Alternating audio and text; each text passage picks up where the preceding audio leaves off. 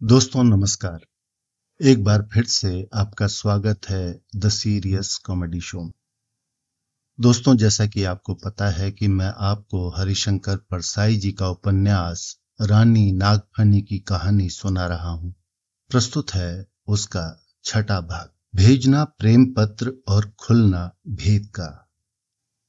नागफनी ने कहा, सखी करेला मुखी, कितने दिन हो गए कुमार का कोई समाचार नहीं मिला। वे कैसे हैं, मुझे बड़ी चिंता लगी है। करेला मुखी ने कहा, राजकुमारी, वे अब अच्छे हैं। उन्हें डॉक्टर ने 1 दर्जन पेनिसिलिन के इंजेक्शन लगाए हैं, जिससे उनकी तबीयत अब काफी ठीक हो गई है। नागफनी ने कहा, सखी, क्या मैं उन्हें फिर देख नहीं पाऊंगी? राजकुमारी, तुम तो जानती हो कि उनसे भेंट होना असंभव है। राजा साहब ने कड़ा पहरा लगा रखा है। वे क्या आ नहीं सकते? वे तो वीर वंश के हैं। उनके पूर्वज कमंद से किले की दीवारों पर चढ़ जाते थे। राजकुमारी, कमंद से चढ़ने के दिन गए। अब कहीं कहीं किसी हॉस्टल में ऊपर से साड़ी नीचे डाली जाती है और उसके सहारे प्रेमी चढ़ जाता है। पर कुमार तुम्हारे विरह में इतने दुर्बल हो गए हैं कि उनसे ये भी नहीं बनेगा। तो सखी, वे मुझे प्रेम पत्र क्यों नहीं लिखते?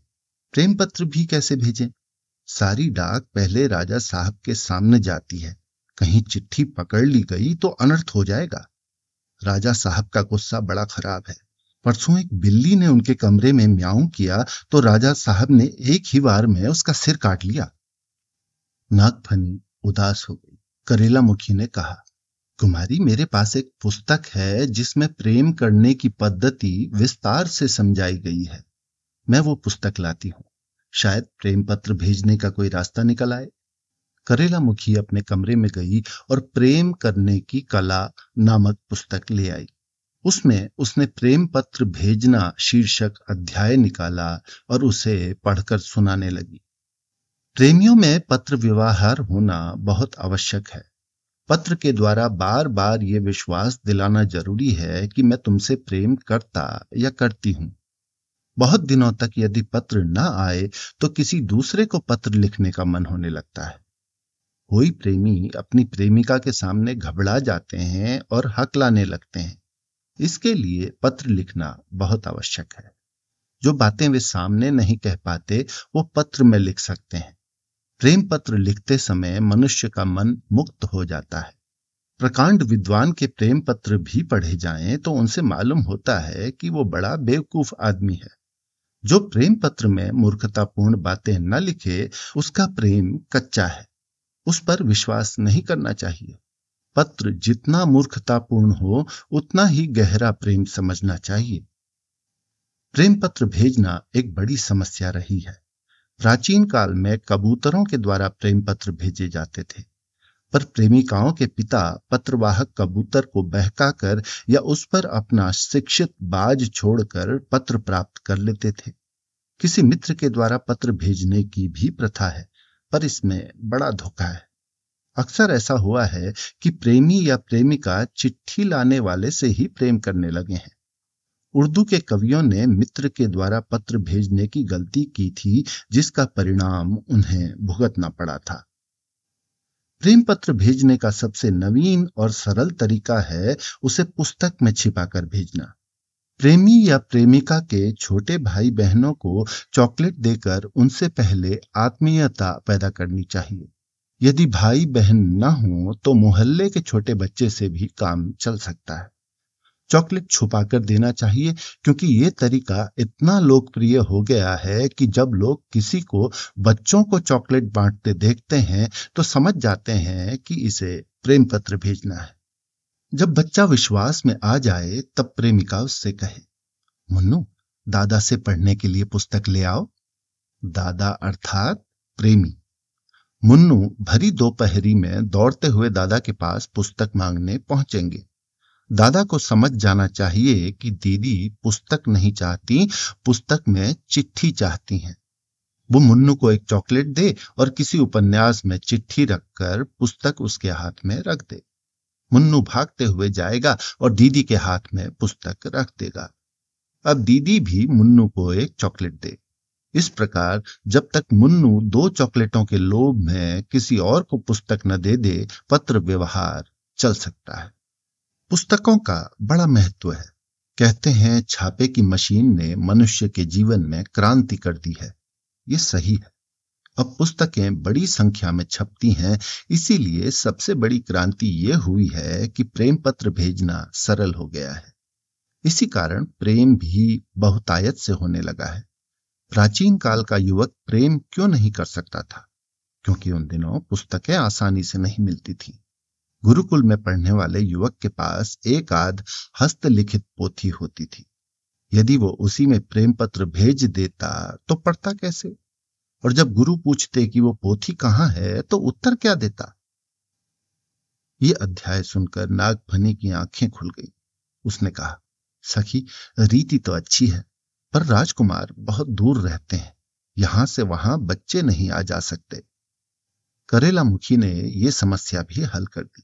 उसने कहा, अपने महल के पास जो इंजीनियरिंग कॉलेज के प्रोफेसर रहते हैं वे मुफतलाल के मित्र हैं।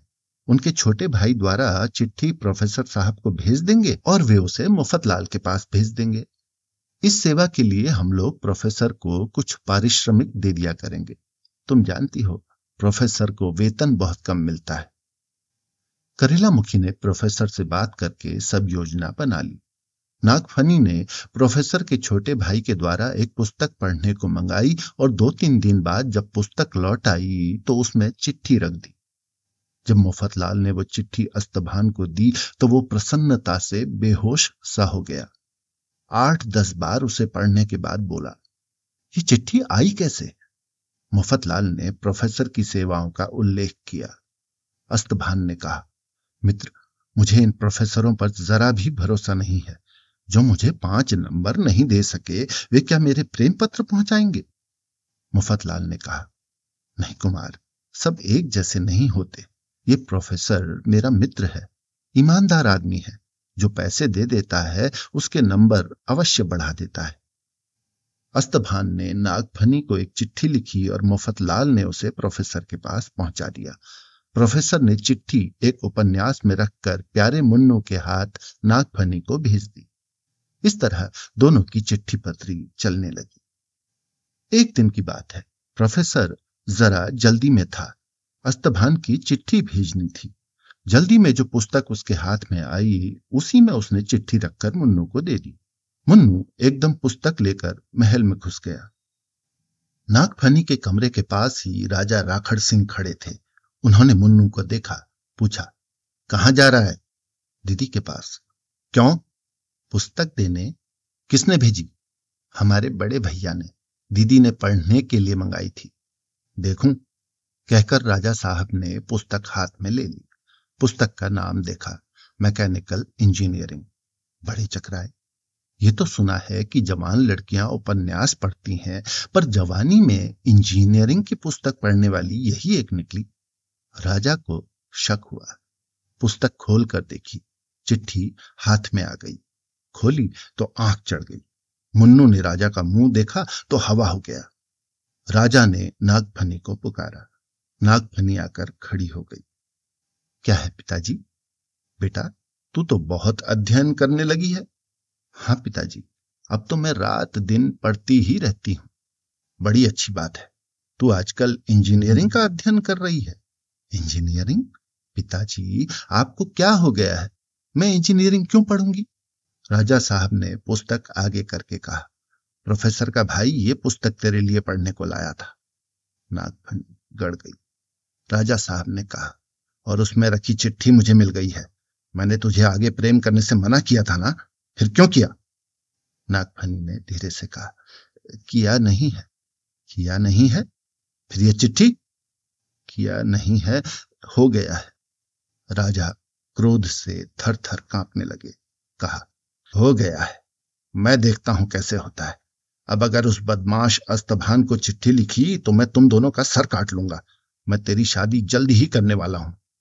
नागफनी ने नीचे देखते हुए कहा, तो उन्हीं से कर दीजिए। राजा ने आंखें तरेर कर देखा। कहा, उससे नहीं हो सकती। वो बदमाश है। वो दूसरों की लड़कियों को प्रेम पत्र लिखता है, लुच्चा कहीं का। नागफनी की आंखों से आंसू टपकने लगे।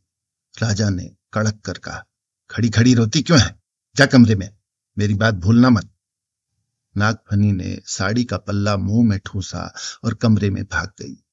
उस दिन से पहरा और कड़ा हो गया। कई दिन तक नागफनी की चिट्ठी नहीं पहुंची तो अस्तभान घबराया। उसने मुफतलाल से कहा। मुफतलाल प्रोफेसर से मिला। लौट कर आया तो कहने लगा, कुमार, बड़ा अनर्थ हो गया। प्रोफेसर ने असावधानी में आपकी चिट्ठी मैकेनिकल इंजीनियरिंग की पुस्तक में रखकर भेज दी। राजा साहब को शक हो गया और उन्होंने चिट्ठी पकड़ ली। अस्तभान कुर्सी से लुढ़क गया।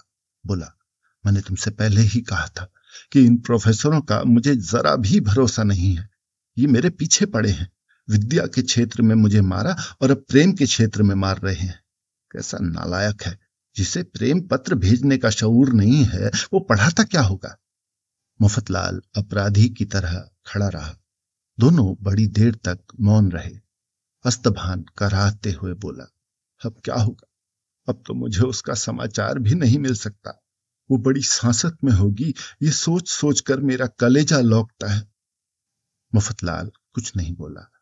कराहते कराहते अस्तभान को नींद आ गई। मुफतलाल दबे पांव बाहर हो गया।